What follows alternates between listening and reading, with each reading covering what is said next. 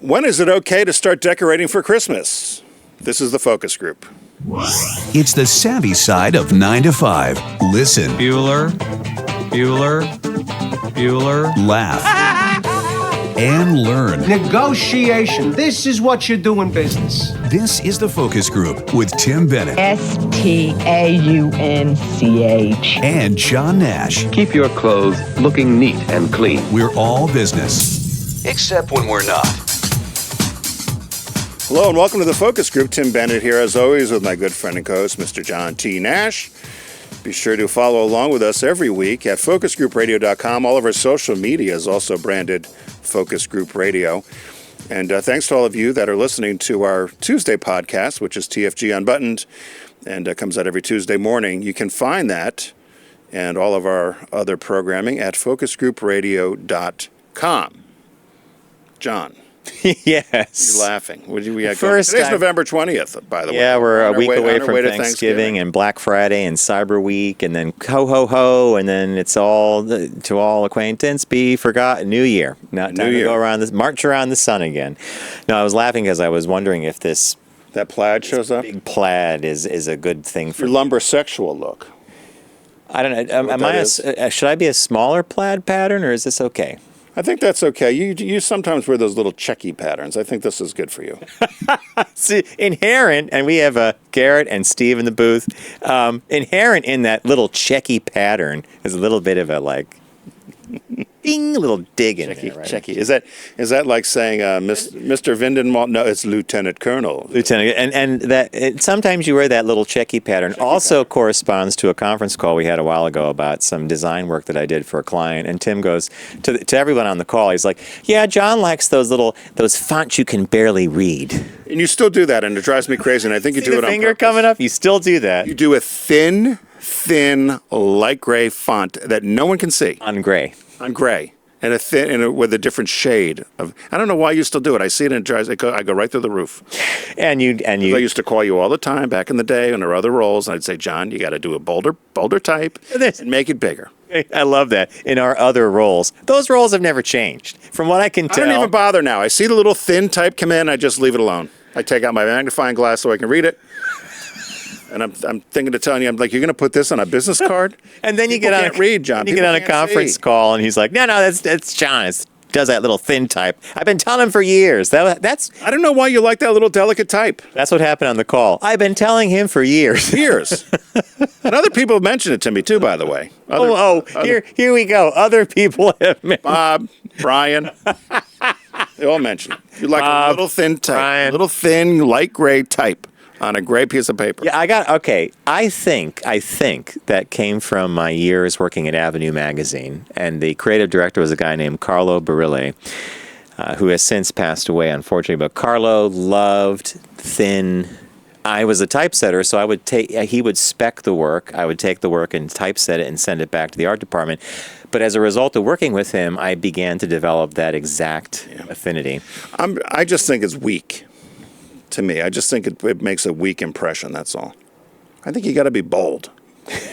You're a brand. Like this pattern? Bold. Yes, that's what I'm saying. Not like the little checks. Little checkies. Little checkies weak. Thin type. Big check. Bold. And then that other thing I just loved in our previous roles, which we're still doing today. Brand. You did something recently. You sent out, and I just shook my head. I was like, I'm not doing one of the ads. Yeah, it's a little thin type. I could barely read. I had to search for the type on the paper. There it is. Very thin and light gray. I did change it. On a white background. I did listen, and I did change it later. So, I think you do it on purpose. I like it. Well, you can't read it. Did we say hello to Steve? I said we have Garrett and Steve in the booth. We didn't officially say hello, though. Hello, guys. What's up? Garrett's got his focus group hat on. I gotta say, I agree 100% with you. Bold, don't you like the readable bold type. Yeah, bold type. I don't like staring at stuff for a long time, just trying to figure out what it says. See? You're not going to get an answer either. Now he'll stew on this now for a while, and then everything I get from now on will just be even thinner and lighter. No, Steve. I'm going we'll go the other way. 180. Now. It's going to be big, chunky, carnival type. I think just one word per Carnival type. page. The Right. entire word. Yeah. The entire page is just one word. Here you go. Yeah. Senator Byrd used to do that. Remember? Steve nailed he it. had like One 4 word per page. You ever see the Senator Byrd before he died? Not that you would watch, but he would give speeches in Congress, and he had like 3 words on a page. I am the senator from the state of West Because he couldn't see? Or? Virginia. Yeah.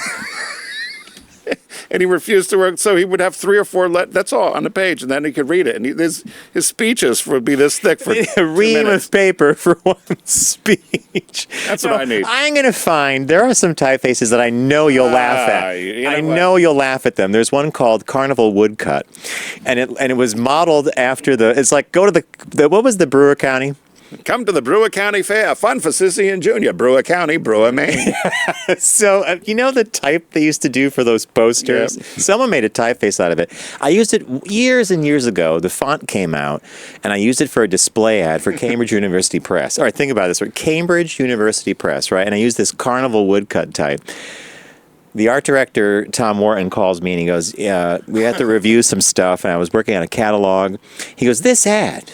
He goes, what an interesting decision about the display type. Did you do it as a joke? Well, he figured it out. I said, no, that font just came out. Adobe just put that. I go, so the only reason you're using this is because it just came out. Yeah. He said, new is not always good. So we had to go back to like a standard font, but Carnival type got kicked out. Carnival type. That's funny. Well, there you go. So Hey, we always encourage you to let us know your thoughts, and you can do that by going to letters@focusgroupradio.com. And I've been in the habit of pulling some of my favorite lately, and everybody sends some great stuff. And we have a listener named Don G. Travels the world. He's a big roller coaster fan as well. And he helped me solve a huge Adobe Premiere problem a while ago. Thank you, Don. So Don sent us a note, and here's what he said. He said, heard my name in this week's episode. I was thinking of y'all when in Paris a few weeks ago. Nothing out of the ordinary seen there to send you. Now, to give you some detail, Don has sent us candy from around the world. Kit Kats. Kit Kats from Japan and Oreos from different Why flavors. does he travel the world, do we know? That's a good question. Grocery shopping was amazing, however. Now, he's in Paris. See attached. Fancy desserts in a Walmart-type store and amazing selection of ready-to-cook pizza. Also stumbled into a store called Picard. This is for me, thank you, Don, because he's referring to Jean-Luc Picard, the captain of the Starship Enterprise. Nothing but frozen food. Check out the gourmet pizza and gourmet salmon cakes I found there. I think one of those oh yeah, I put them up there. So one of those pictures is a salmon cake. Yuck. That's that thing with the red, right? I think, yeah. But everything else looks delicious, and I have to agree What's on with. top of that salmon? Looks that like corn? it looks like walnuts or some kind of nuts, maybe. That can't be. chopped up. That can't be the salmon, is it? I think that's a salmon cake. What do you was the guys other- think? What did he say it was? Pizza? Well, look right next to it. Is It's that pizza, pizza, pizza, pizza. What is that one? it says tous les That's salmon. deux millefleurs Saumon fumé. de salmon fumé. Smoked salmon, salmon fumé. Smoked salmon. See, I know. Tim, in our old show, whenever I used to speak French, we used to have this little ditty that. Remember, Katie made that. That was a good one. Learn to speak French with John. Here's all those pizzas. I don't know. I thought the French were known for their food. That don't look so good to me. Well, but what Don's basically getting at, it's all gourmet. Yuck. So even though it's in a frozen case, you can still pick up gourmet. So thanks, Don. We love looking at the. See, I thought Stuff from Picard, Paris. Pernod Ricard. That's the whole holding company for the all the liquor brands. Here's what I Right? don't like about French food. It's not cooked enough. Now, the Japanese food, you understand. Like, Stephen Garrett, wait a minute. We got a lot going on. We got thin type, bold prints. Here's what I don't like about French food. They don't it's cook it not enough. cooked enough. you get raw hamburger meat with an egg on it. I don't want that. That's called steak tartare. It's horrible. There's no. Have you had raw steak meat. tartare? I have. I don't like it, and I don't like their eggs. You don't order eggs in France. They're all runny. All runny eggs. Yuck. I like French food. Now, add that to do not serve Tim a piece of cake with ice cream right next to it. You have to be like, You like French food? yeah, I had. You like runny eggs? That I aren't cooked? haven't. I last time I ordered eggs in France, they were scrambled, so no, they weren't runny. Well, order an egg. little scrambled egg. First of all, you should never order scrambled eggs out. I've told you this before. Why? It's all done in a big bowl and it's just left out there sometimes as powder. When you do an egg, Wait, that you have to teaching. crack- If you're not watching us on video, there's this finger that Tim puts the index finger up like the teacher. you never do scrambled eggs out because it's all done in I a didn't big do that bowl. today for lunch. No, you didn't. But it's all done in a big bowl and it All right. sits there. I'm gonna Now, remember if you do that. an egg, they got to crack it, so it's fresh. If I said sunny side up or whatever, okay. Over easy, over medium, over hard. But you do scrambled eggs, it's in a bowl. Sometimes I it's learn something from Tim every Don't day. you? Am I right on that? Isn't it a big bowl? They're not scrambling each individual egg. Now the cup goes up for the refresher. Does Garrett agree with me on this one? I never thought about it. I don't know. Thank you, Garrett. Well, I traveled with a fussy coworker, remind me a lot of you, and she insisted on having egg whites. Who is this? She wanted scrambled egg whites, and so we were. Is Beth? No. This is a woman named Rita. Oh, yeah. So she says to the waitress, she said, "I would like scrambled egg whites," and the woman looks at her, and Rita says, "I want scrambled egg whites," and the woman says, "I don't know what that is," and she says, "It's egg whites scrambled." Do you have scrambled eggs? She goes, "Yeah, it's just in a big old bowl and it's yellow." So ever since then, I never got scrambled eggs out. Now, it was a truck stop in North Dakota, so Just saying, right? a little different, but yeah. There you go. So what caught your eye this week? What caught your eye? Here's what Tim and John found. Okay, George Takei, who played the key role of Mr. Sulu on Star Trek, the original series, and in the movies, gave one of those. It's almost like a what was it, Vanity Fair, or who used to do the quiz? Vanity Proust Fair. or something? It was Proust. Proust. It was all those questions. This was for the Guardian. Vanity Fair? It did the Might have 20 been questions yeah. in the back or something? And everybody would answer the same. This is a little different. This might have been for the Guardian, but the headline caught my eye because it just did. It says, George Takei, my dream dinner party, my colleagues from Star Trek, with one exception. Oh, he doesn't want somebody. He doesn't want someone there. Born in California to Japanese-American parents, George Takei, 82, spent his childhood in U.S. internment camps. From 1966 forward, he played Sulu in the Star Trek television series and films, and in 2015, he told the story of his family's wartime incarceration in the Broadway musical Allegiance. And this year, he published the graphic memoir, They Called Us Enemy. He lives in L.A. with his husband. So here's some of the questions. When were you married? When were you happiest? When he married his husband, Brad. What is your greatest fear? I experienced my greatest fear when soldiers came to our house when I was 5. We were ordered out at gunpoint. This happened to 120,000 Japanese Americans simply because we looked like the people who bombed Pearl Harbor. And we know about this atrocity. Aside from a property, what's the most expensive thing you've bought? I went overboard on the money I invested. I went overboard on the money I invested in the production of Allegiance. It did not return, but it was fulfilling, and I was able to tell a story that's dear to my heart. What would your superpower be if you had a superpower? Gene Roddenberry, who created Star Trek, said that the strength of the Starship Enterprise was its diverse team working in concert. I would like to have a superpower to bring that kind of society to ours today. What makes you unhappy? We're a violent breed. Okay, I can see that. How do you relax? I like this one. I become horizontal. I call it a power nap. Who would you invite to your dream dinner party? My colleagues from Star Trek, with one exception. Now, he doesn't tell you who the exception is, but can you guess who the exception is? Yeah, the Priceline guy. William Shatner. How'd you know that? I didn't think anybody liked him. And how do you know? How do we all know that? That must be in like the popular culture, right? But it is. Is that Apparently, who it Bill Shatner, they cross paths all the time, and in a later interview, he says basically they see each other. Hey George, hey Bill, how you doing? I'm doing good. How you doing? I'm doing good. And that's it. But you know, Did George Takei do anything after Star Trek? not much. He did a couple TV roles and stuff, but Star Trek was the big moneymaker. I often wonder what happens to stars like that because you get typecast, right, and that sort of thing, and then totally. he's stuck, right? And he says, another. Why doesn't he? So he won't name the person, but does he describe him? Oh, he names them in not in this Different ways, Yeah, but he talks about this running kind of. He said everybody, the guy that played Montgomery Scott, James Doohan, he and Bill Shatner, they hated each other. Now you would, and they hated each other through the making of most of the movies they were in, and you would not know that. And it reminds me of the story you told me from I Love Lucy. Fred and Ethel hated each other. William Frawley and Vivian Vivian, Vance. they just, She couldn't stand him. yeah. She hated him, yeah. And then that reminds When me, you watch it, you wouldn't know. you would never know. And then, in Bewitched, the first, was it the first or second, Darren, the guy that played Darren, had really bad halitosis. Really? Yeah, and who played Samantha again was Elizabeth Montgomery. Right. She wrote about it years later that it was a real trial because they were so close. She had to put up with his bad breath all the time. And then at the end, he says, "How would you like to be remembered?" This is George Takei again. "As someone who loved the ideals of American democracy and made my small contribution to it." So I like that. Yeah, I've always he's got some great. I don't know if he writes them himself, but he's Tweets? Yeah, his tweets are good. But I wondered about whether he had done anything after Star Trek, because I don't remember him doing cameos or. You had said a lot of these people that were stars in the '60s made money on these kind of Comic-Con. Oh, all the things, conventions. right? They get paid The a lot of money to conventions, show up.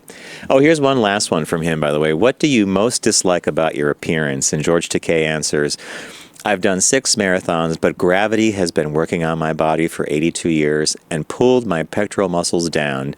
They are now around my waistline." It's 38 longs. So that was George Takei, and not inviting Bill Shatner. He didn't specifically say it, but we know he didn't do it. So that was a dream dinner party? The headline was, who would you invite to your dream? Do you have a dream dinner party? That'd be a tough one. I'd have to think about it. There's a lot of people I'd love to have at a dream dinner party, and a lot I wouldn't. Yeah, I'd have to think about it. Living or dead, I guess. Yeah, exactly. So mine was a little different. I teased it at the opening of the show, but a Texas family was told to remove their Christmas decorations because it was too early. So this is a family in Texas, and on November 1st, they put out a little inflatable snowman and a couple of Christmas decorations. What year? November 1st? November 1st. So it was right after day after Halloween. Give Thanksgiving some breathing room, right? So the homeowners association where they live, 3 days later, so it says they put the decorations up, Christmas decorations, November 1st. 3 days later, they received a letter from their homeowners association, the Diamond Association and Management Consulting Company, demanding that they take down their decorations until it was closer to the holiday, but did not give them any time frame of what closer meant. So they looked into the rules of the homeowners association. There was nothing that definitively said when you can put decorations up or take them down. It says you were allowed to decorate your yard, but didn't give time frames. And they said they were the only neighbors that had put decorations out, and they were wondering who actually had turned them in. And Turn them in? I mean, it's right there, like it's on their front lawn, right? they said that, so then, of course, I've heard this a lot this year. And I don't know what's going on, but I saw this on social media. There's an awful lot of people who have put Christmas out already. Yeah. I don't know why everybody's pushing the season. It's been pushed in the media, and maybe the media is driving it because of commercials or talking about shopping and everything. So a lot of people are saying they've decorated early, and this is what they're saying, because they're just too busy. So they had Seriously? some time, Okay. and they wanted to put stuff out. His wife's also, Claudia Simmons, who's Simonis, is 8 months pregnant. Her due date is Christmas Day. Oh, so, okay. So she and her husband, Nick, decided that if the baby comes early, they won't have to worry about decorating, so they'll have all the decorations out. So, of course, they've decided they're not going to remove the decorations, and to support them, all their other neighbors started putting out their decorations now, so now the whole place is decorated early. Wow. neighborhood. Okay. All right. Do you think it was too early, November 1st? I think it's way too early now. Our neighbors upstate, they do what I call harvest decor. Yeah, the pumpkins, I do that. And Pumpkins. the things with the stalks that Yep, are like, corn stalks, and then they leave that. scarecrow. And I will say 2 days after Thanksgiving, our neighbors Todd and Marge, they'll put out they have the reindeer with the white lights, Yeah. the little wireframe things, but they are extremely careful about when in fact, most of the folks we know upstate are, but when they go in, they go all in. There are houses down the block from us that chewing up power like no one's business. Do you put any little decorations out there? Bob's got a whole, yeah. I mean, aside from the tree inside, you put stuff outside? Candles in the window. He's got these Candeliers? candeliers. TM. Yeah. He's got these bells that hang from the front porch with ribbons, and then there's these 2 enormous candles. It looks really good. Outside? Outside. And You're then going he to take has, a picture this year? yeah, garland wrap, and all the lights I think are now LED.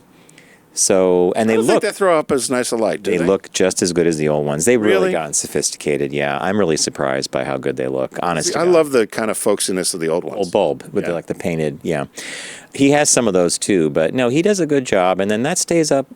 I think the second week of January it comes down. Yeah, that's about this time to do it. See, it's an unspoken rule, right? I've got our friends Mark and Carl. They take it down immediately. They take it down before New Year's because it's Carl's birthday on the 4th, and he wants no Christmas around. They have a big house too. Yeah. They got to pack a lot. Take it all down quick. I think it's too quick. I don't know. I know families that would only put their tree up on Christmas Eve. Yeah, my parents, my grandparents, my mom's parents used to do that. Which is how they used to do it, by the way. Maybe a week before or the day of, and then you would keep it up for a week or so. The holidays were really that 2 weeks. As it should be. Yeah, thank you. As You it hate should holidays. be. I don't hate them. You hate them. I hate the egregious spending. All right, don't get me going down. I don't disagree with you.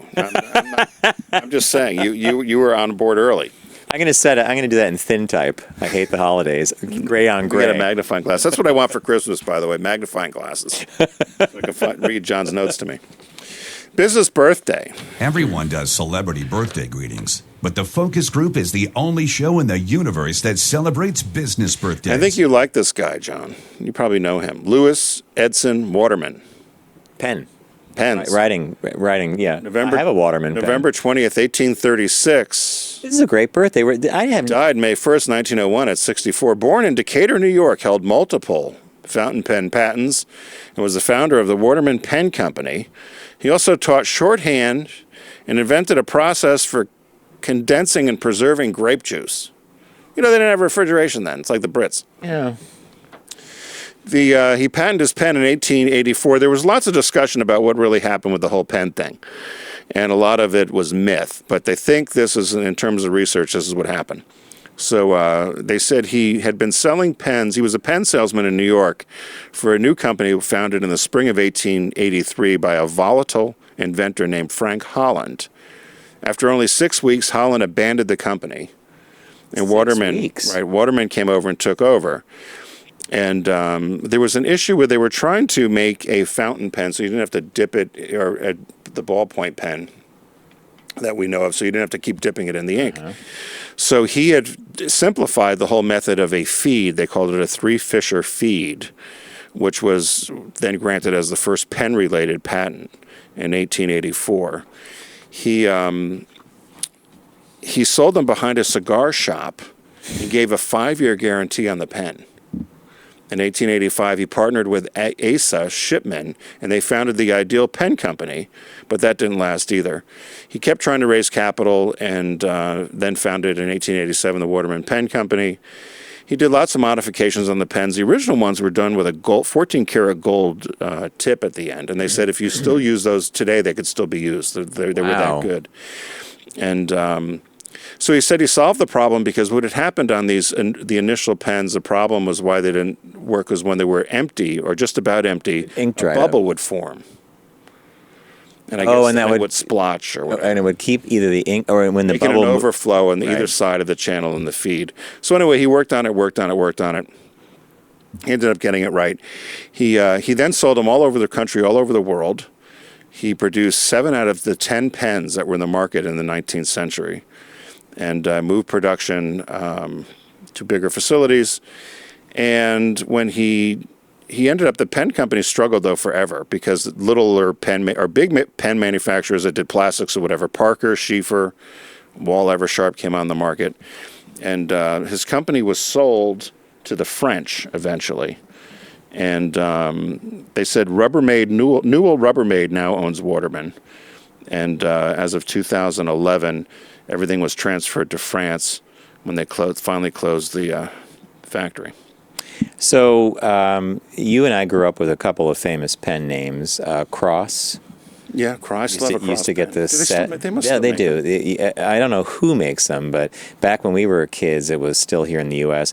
Waterman was another fine pen. Always a fine pen, right? And then Mont Blanc, which was always a French thing. But when Greg and I started Moon City Productions, my second ad agency, the day we went to sign the partnership papers, the LLC, like we bought partner pens. Like Blanc. I bought a Waterman. I forget what Greg got. I still have the Waterman. It still works great. Like the president signing a document. Yeah, well, he's a Sharpie, right? Current president favors Sharpie. Think about that. Like, here's a Mont Blanc. Nah, give me the Sharpie. The confusing part, and I skimmed over it, but essentially and this is where you're going toward. There were so many different. There must be, and I'm not going to read them all. But Waterman from 1954 through 2011 was owned probably by 6 or 7 different conglomerates. Yeah. And they would, buy. I guess it's like they do with foods, right? Well, buy a portfolio of items. And the Waterman pen was never a mass market pen. Yeah, it was a boutique, a niche item. And I remember the last Waterman that I bought was 1998, I think, or 99. So it must have changed hands a bunch of times after that, right? Yeah.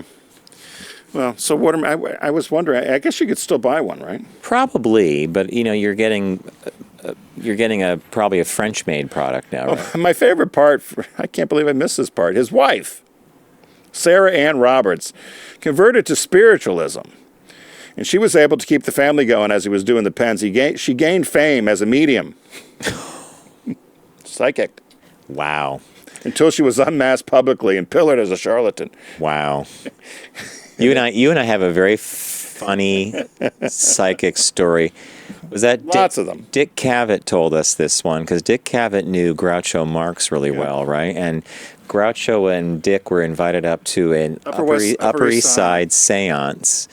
And the medium is there, and there's in this really expensive big apartment, and they were told to behave. And they were told. And Dick Cavett told us this story. We had the luxury of interviewing him many years ago, and it was a very funny story. And apparently, so they go in, and the medium starts. She goes, "Ask a question, anything." And what did Groucho say? She said, "She's like, I'm really in tune. I can feel it. I feel it. I've reached the other side. I've reached the other side. Anybody, ask me anything." And Groucho Marx said, "What's the capital of North Dakota?" Yeah. And said they were chased Out of the apartment. like literally down the street. But what a great line. What's the capital of... Ask me anything. Ask me. I'm in touch. I'm in tune. Ask me anything. What's the capital of North Dakota?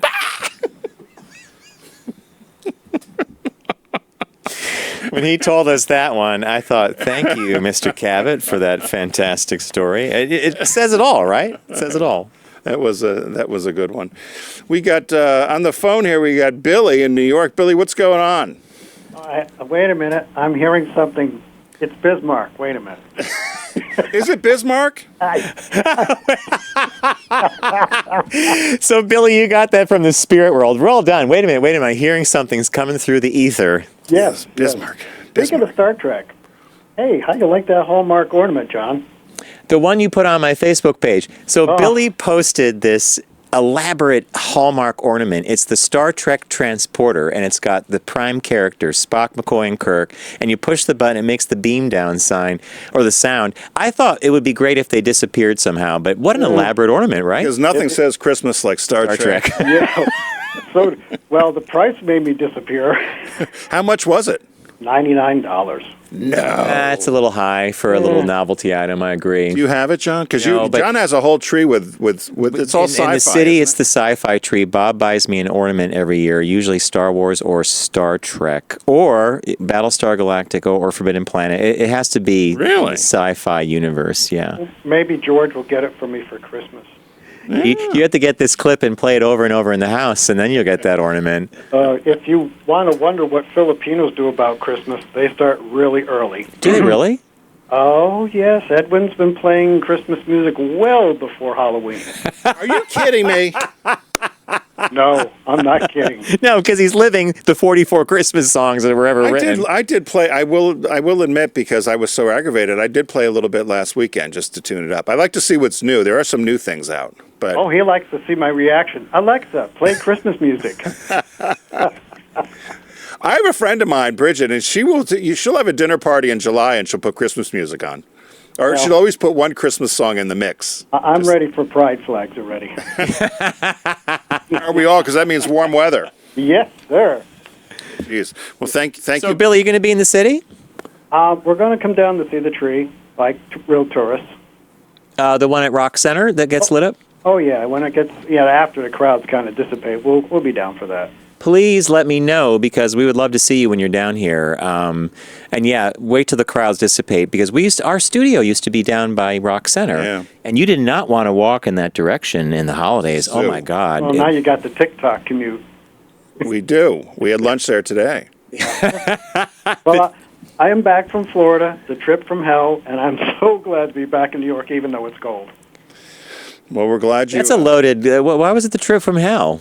I delivered a car for a couple of, let's say, frugal individuals. No, let's say frugal says it all, right? Ferengi frugal. Billy, that's great. Ferengi frugal. Tim doesn't know what that means. I'm not going to illuminate him. But if you're a Star Trek Deep Space Nine fan, the Ferengi were like the barter guys. Thanks for calling, Billy. Thank you, Billy. Bye. Ferengi? I thought it was a mint. Ferengi. Yeah. So, hey, as if you're a fan of our show here, you know that we'd like you to own your passion with our friends at Deep Discount. They've got a winter-wide sale going on. It's also the birthday of Lauren, one of our friends at Deep Discount. So happy birthday, Lauren. So her birthday fell on 11/19 yesterday. It was yesterday. And I sent her a couple of what the stars had to say, like your daily horoscope. Medium. We sent that. And the link to the daily tarot card. There's a... Have you tried that? Here's what's funny about you. You don't believe in psychics or that sort of thing, but you love a horoscope and all that other nonsense online. Yeah, because it reassures me. Okay, good.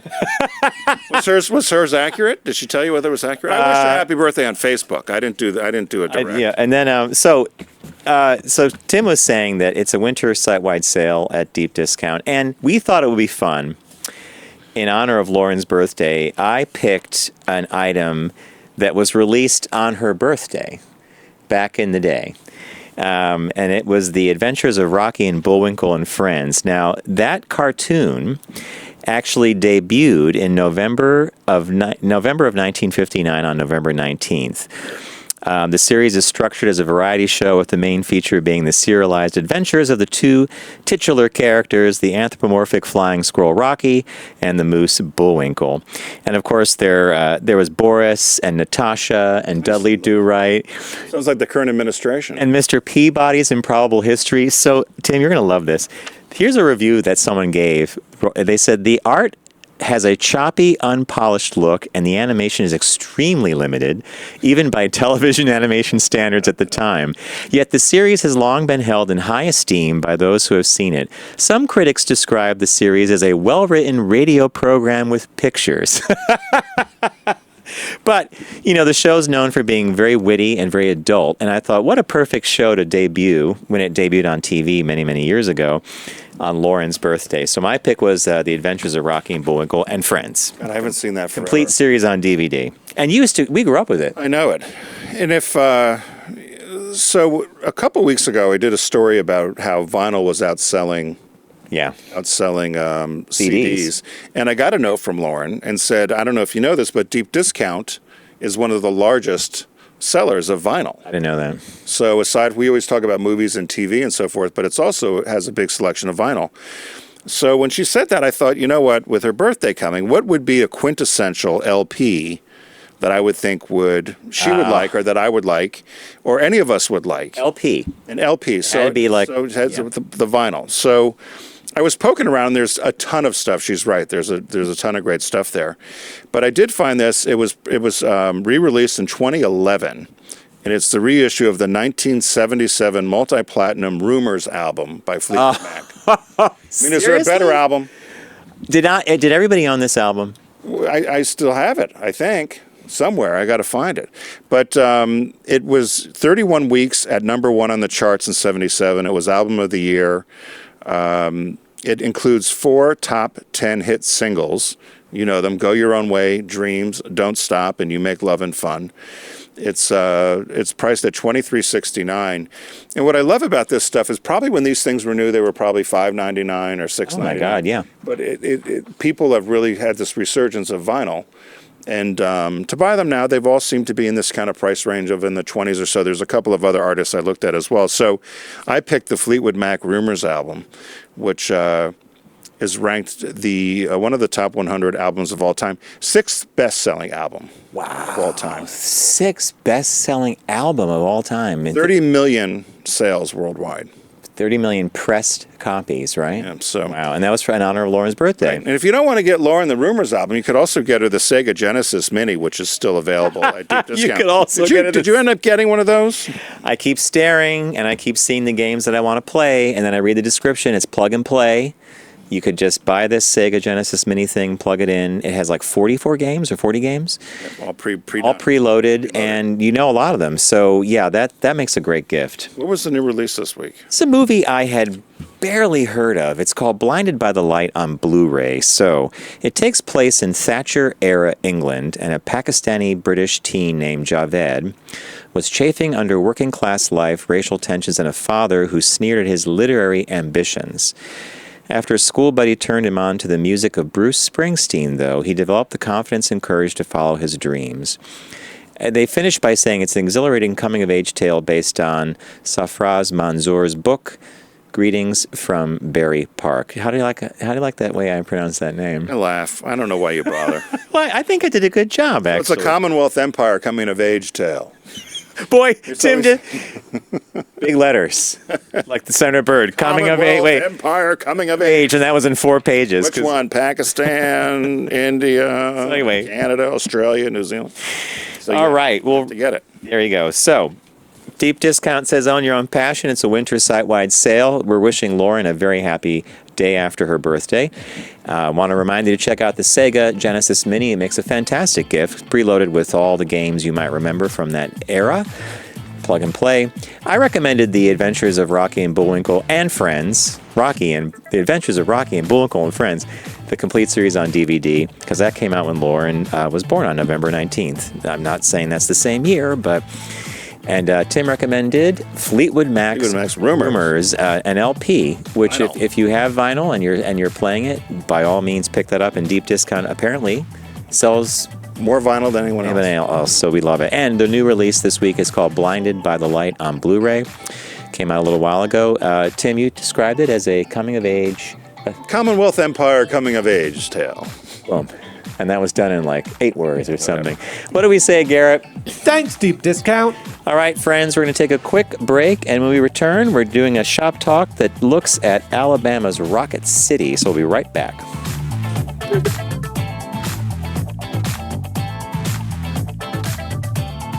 You're listening to The Focus Group with Tim and John. Learn more at focusgroupradio.com.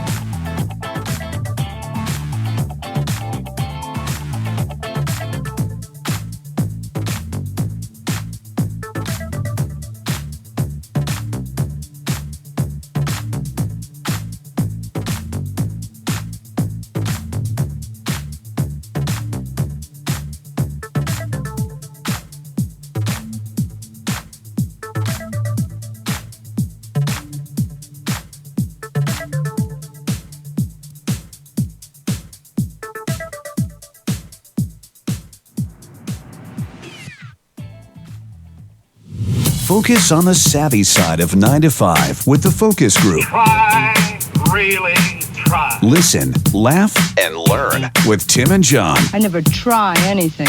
I just do it. Hello, and welcome back to the Focus Group. Tim Bennett here with my good friend and host, Mr. John T. Nash. Be sure to join us here every Wednesday at 1 p.m. East. Also, check out our podcast, which is TFG Unbuttoned, every Tuesday morning. Learn more about us and all of our programming at focusgroupradio.com. So in our shop talk today, it's done in thin type, gray on gray for no, Tim. No, it's not, because I had to reprint. I do have to go in sometimes and change your notes, because I change your fonts. I'm glad Steve's so amused by Tim's behavior. I'm amused too. I'm also sometimes appalled, sometimes thrilled. Who knows? This is a great story, and before we get into the story, we have a special guest joining us. I do want to say So this is about Rocket City in Alabama, which is Huntsville. Huntsville, Alabama, yeah. And when I was in college, so it's known as the Rocket City or space capital of the country, right? All kinds of engineers and Even real more rocket. so than like Cape Canaveral, And where any we launched rockets from, yeah. And when I was in college, I went to a little school in Ohio, Marietta, and we had a rowing team, which was quite good, but we always had a rowing team from Huntsville, Alabama.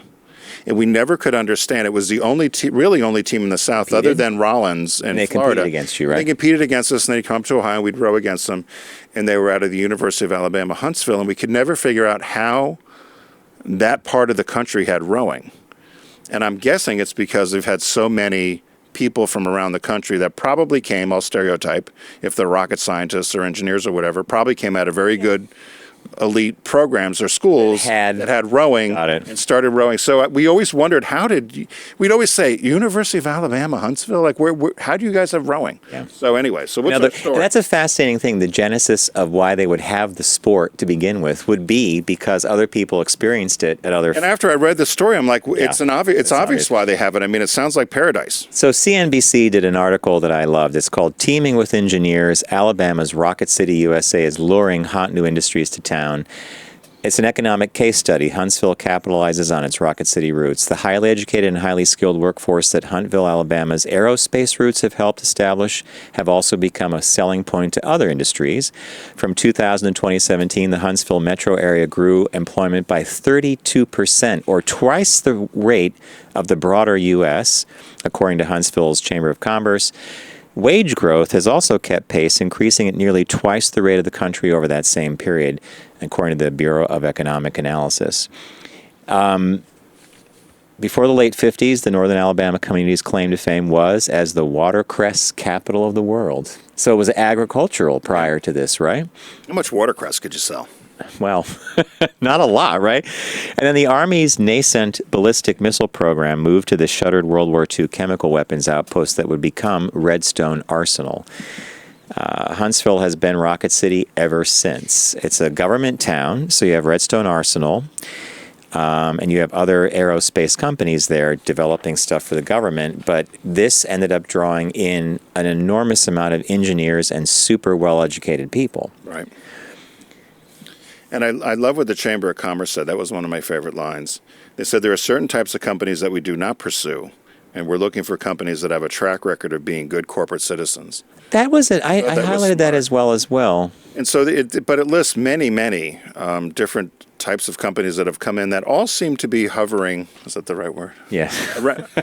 Around the space. But I thought to me it sounded almost like the 50s and 60s again. You know, in terms of these towns that grew up around whether it was either space program, right? Or nuclear stuff. So from 20 to 20, I mentioned that earlier. The area is home to almost 500,000 residents, a number that also represents a growth rate that has more than doubled the national pace since 2000. So over the period of 2000 to maybe 2017, residency might have gone from 225,000 up to 500,000. That's amazing. The city's credit rating is even enviable, touted as a AAA from Moody's for 11 consecutive years, which is, again, amazing. Boeing, Aerojet Rocketdyne, Lockheed Martin are there. And now Blue Origin is spending $200 million to build a rocket engine factory. Now, Blue Origin is a company founded by Jeff Bezos, and that's his very quiet space company. So, you hear a lot about SpaceX, right? Which is the Elon Musk's company, the Tesla guy. Jeff Bezos has quietly been developing a rocket system that can launch and land. He's down there. And, they're there because of the community and because they can hire, right? And now, beyond rockets, they also have now a lot of biotech companies. Did I read that right? Yep. They're essentially doing a good job. which is why we wanted to talk to one of our friends here, right? Don, our listeners. Don from Alabama, and Don, are you there? I'm here. Tell us a little bit about Huntsville and Rocket City, and then I've got a few questions for you. Well, essentially the article pretty much encompasses it. It is the largest concentration of PhDs per capita in the world. It is, by 2025, will be the largest city in Alabama, surpassing Birmingham. And based on the economic forecasts, by 2035, will be larger than Nashville. Wow. And effectively, our unemployment rate here is zero because if you can work, you are working. So the 2.3% is actually the population that cannot physically, hold a job. So we are at 100% employment, and actually we're desperately trying to bring in new people, not just engineers, but manufacturing. Mazda, Toyota is putting in a new plant, $1.5 billion investment, 4,000 primary jobs, 12,000 secondary jobs. Wow. So, wow. It's an exploding area of the country. And that's principally because it's a very pro-business. There are huge tax incentives to come to Alabama because they've figured out the formula that it's worth it for me to give you X amount of in tax incentives because I'm going to get X amount of millions of dollars in income taxes. So, Don, did you grow up there? That was going to be my question. Did you grow up there, Don? I did not grow up completely here, but pretty much from middle school through before college. Then I went away to college, and then I've come back here and left here several times. So how is housing and affordability of living? Housing is really good. The cost of living here is outstanding. You've got people who come here from Seattle who, will take a 2,100 square foot house that they sell in Seattle for $800,000, and they'll come down here and buy a 6,000 square foot house with money left over. Well, and Seattle's a great example because that city's been overbuilt and overbought. Now, I should mention to our listeners that Don is a experiential designer, so he does amazing work with museums and galleries. And it's funny that you say that because my bachelor's degree is actually in a dead art typography. Oh, you and John. Have you been listening to Tim go on about my fine weight fonts? What do you think about the little baby font he used, the little thin type? So it was funny because one of my professors was David Carson. I know. So, wow. Yeah. That's how. Yeah, that and Alan Haley. So that's how far back I go. Wow. So Don, what is it like down there for people that might be LGBTQ? Culturally? What's it like culturally? And the politics, because sometimes when we hear, and we're all guilty of it, but you'd hear the South and you might think that it's probably not a welcoming place, particularly if you don't fit into the quote-unquote norms of what people expect. I'll say this, it's evolving, and it's evolving faster than the rest of the state. I won't say we're there because I spent a lot of my time in Atlanta. But interestingly enough, I'm part of a group that's starting an organization called Gay Huntsville, which is to sort of create a sense of community. And what principally started that is the FBI is building a training center here. They're going to have about 3,000 people, 3,000 agents a year rotate through that training center, and ATF has their facility that's got about 400. One of the biggest complaints that they're getting from their trainees is a lack of LGBT-friendly events and things to do. So it's working on, but there's not there's no more there's no gay clubs, there's no designated gay hangouts or things of that nature yet. But I think that in the next 3 to 5 years, the metropolitanization of Huntsville that's gonna follow suit. So I guess the question that would follow that is, I'm guessing that Huntsville's politics and the way that metropolitan area votes is vastly different than the rest of the state. Jeff Sessions is from Alabama. What's that? What did you say? I missed it. Jeff Sessions was from Alabama. Well, I have Remember? that. And he's got. You're nice. I had him listed here as old lady Sessions. Well, the Keebler Elf was from Alabama. So, while we are more progressive than most of the state, it's still Alabama. Yeah, and I wondered about that. And you're not different than a lot of states. I mean, there's even where I live in Pennsylvania, you've got Philadelphia, Pittsburgh, and a very different state in the middle, in between. Yep. And that's why I wondered. But I always had expected the cost of living to be great. And I would say that, as you said, it's going to evolve quickly because when you bring in all that intellect, all that intellect, it's probably what happened to Atlanta 20 years ago, right? 25 years ago. Same sort of thing. And it's exploding in Atlanta because the film industry is really taking hold, and you've got thousands of people coming in from L.A. and New York to work at Pinewood and now at Tyler Perry's studio. So, that grows. The bigger you get, the more diverse you're going to get. That's just inevitable. Right. So, Don, on a day-to-day basis, and I often puzzle about this because of our experience upstate, which if you go 100 miles out of New York City, it could be any other part of the country. Acceptance doesn't have to be anything different than it is anywhere else. But on a day-to-day level, quality of life is good? Yeah, quality of life is outstanding.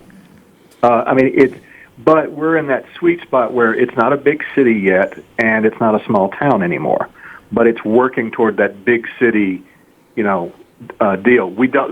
Huntsville is built out, not up, because there's a massive amount of undeveloped land all around us, which is why you've got, like the old air base in Cortland, which is mentioned in the article, which is about 45 minutes from here.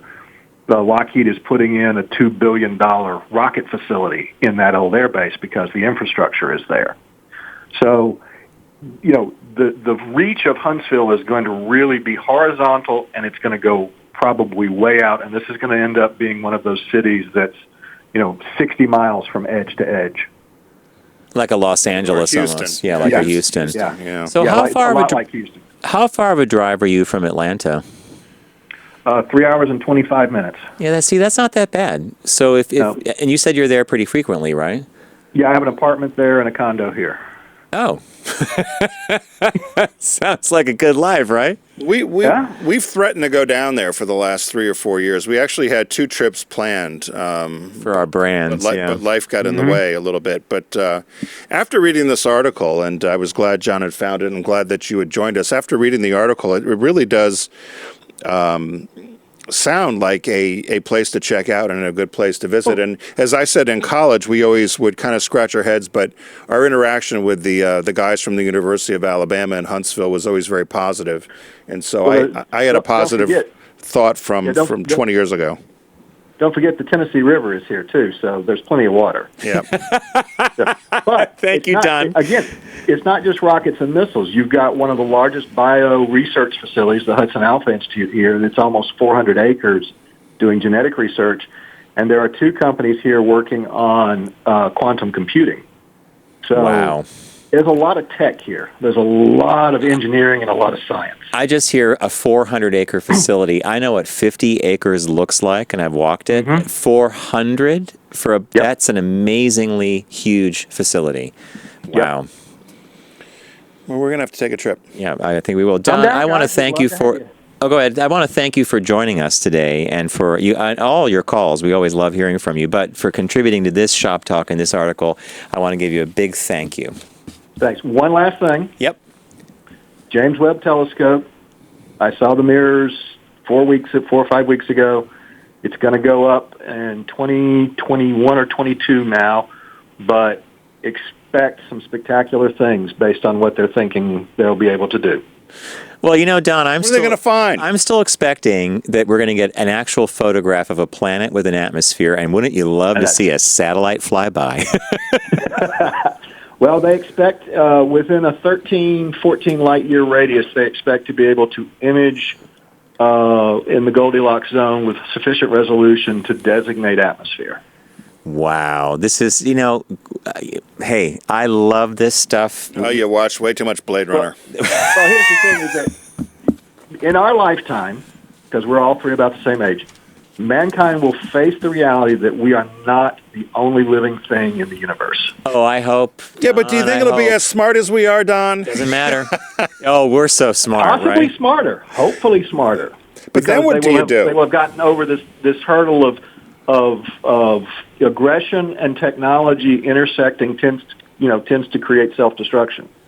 Yeah, and hopefully they've also managed their natural resources better than we have, because just look around you. There ain't no other place to go. Earth is it. You'll be dead pretty soon. Don't worry about it. And thank you, Don. Thanks, Don. My tombstone's going to have fine type. Fine type. Very thin. Yeah, where's John's tombstone? I don't know. It's all you can't read it. Futura light, Avenir light. You can't even do Braille. Light. Braille on it. A big thank you again to Don, one of our loyal listeners from Alabama, who we are. And by the way, when we were on the old platform, Don sent us the most elaborate, box was great. Fantastic gift box. I have pictures of that somewhere. I have it videotaped, and I still have some of the T-shirts. I still wear the Swing opened it up, and the inside of the box was a map, and there was all these space food, and T-shirts. You got Swing and Richard. Swing and Richards. I still wear that. I got a NASA shirt. All right. We do need to. I really do think we need a road trip there, because I think you. Well, first of all, I don't know. We might need 2 cars, because I think you would get lost. No. All these little space places. If we were going down to Huntsville, we would let Don know well in advance, and I bet he would make an incredible tour. Ambassador of the city, right? Well, hey, new things coming in the new year. We hope to be in the position to be doing a road trip very soon. So we want to thank you all for spending time with us today. Also, check out Unbuttoned, our Tuesday podcast, about 20 minutes long, 3 topics. And we want to thank everybody for paying attention and downloading that and sharing that and liking it. We want to thank Deep Discount, Own Your Passion. Happy birthday again, Lauren. It was 11/19. We want to remind you to check out the Sega Genesis Mini as a gift. I picked, in honor of Lauren's birthday, The Adventures of Rocky and Bullwinkle and Friends. Tim picked a great LP, Rumors by Fleetwood Mac. And the release this week is Blinded by the Light on Blu-ray. Thank you again to Stephen and Garrett, our boys in the booth. Everybody, don't text and drive, arrive alive, and we will see you in the new week.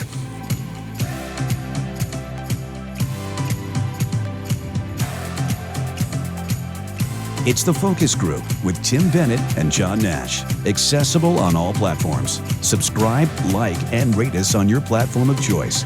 Learn more at focusgroupradio.com. That was a stunning focus group.